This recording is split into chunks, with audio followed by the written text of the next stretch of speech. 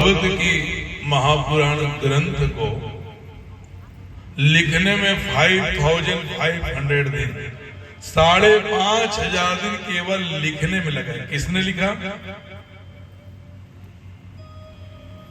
किसने लिखा?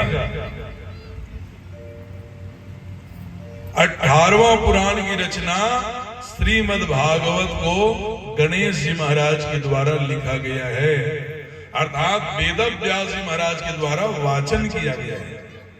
और 18 पुराण, 4 वेद, शास्त्र, गीता, महाभारत की रचना वेद व्यास जी महाराज ने नैमिषारण्य क्षेत्र में लखनऊ से 28-80 किलोमीटर की दूरी पर किया है। और पूरे भारत देश में एक ऐसी जगह है नैमिष, हर जगह कलयुग विराजमान है, लेकिन नैमिषारण्य क्षेत्र में कलयुग आज भी प्रवेश नहीं कर सकता। और ये वो नैमिषारण्य है जिस नैमिषारण्य में स्वयं भगवान राम ने 3 बार गए। चारों युग में नैमिषारण्य क्षेत्र था, सतयुग में भी था, द्वापर में भी है, त्रेता में भी था, और कलयुग में भी नैमिषारण्य है। और उनकी पूरे सृष्टि में जिस तरह से ज्वाला देवी का जोत नहीं बुझती है, उसी तरह नैमिषारण्य क्षेत्र में आज तक जिस दिन से कलयुग का आगमन हुआ उस दिन से भागवत चालू हुई है, आज तक वहां भागवत कथा बंद नहीं होती। कोई न कोई भागवत कथा कराते हैं। और बताओ, 15-20 भागवत कंटिन्यू। अगर दिसंबर में चले गए 14 दिसंबर से 14 जनवरी, तो कम से कम 200-250 कथावाचक वहां कथा वाचते रहते हैं।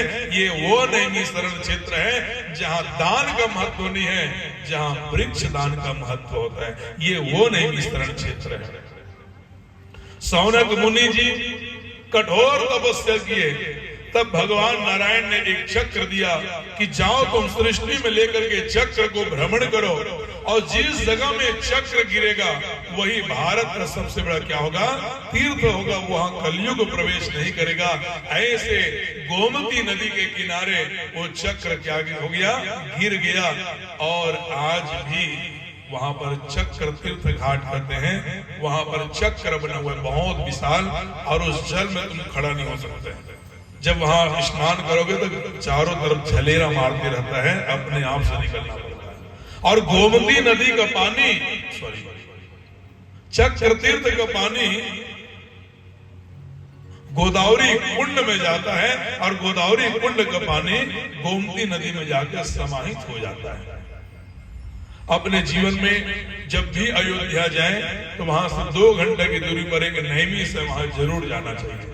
ये वही नैमिषारण्य है जब भगवान राम और लक्ष्मण को पाताल लोक ले गए थे, हनुमंत लाल जी ने ले गया था। ये वही नैमिषारण्य क्षेत्र है जहां भगवान शंकर जी के ससुर दक्ष ने स्वागत समारोह किया था, और भगवान शंकर जी को यज्ञ में नहीं बुलाने का निर्णय लिया था। ये वही नैमिषारण्य है। एक बार नैमिषारण्य जरूर जाना चाहिए, और जाए तो सत्यनारायण की कथा जरूर कराए। ये वो नैमिषारण्य जिनको जाना है। हमारी कथा मई के 1 या 2 मई को नैमिषारण्य में भागवत है।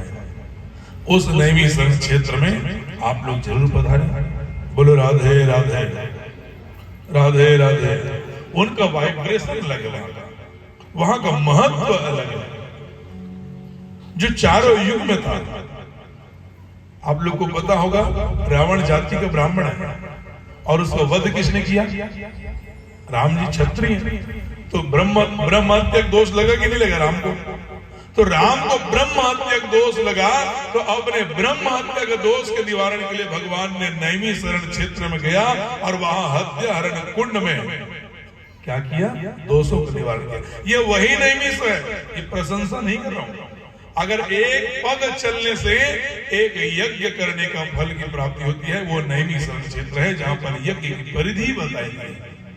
केवल जितने भी यज्ञ होती है गजन जी, परिधि एक ही है। कहाँ है वो? नैमिषारण्य। हमारे शिष्य गजेंद्र चंद्राकर जी वहां कभी रुके हुए, हमारा विशाल भागवत हुआ था नैमिषारण्य क्षेत्र में। राधे राधे बोलना पड़ेगा।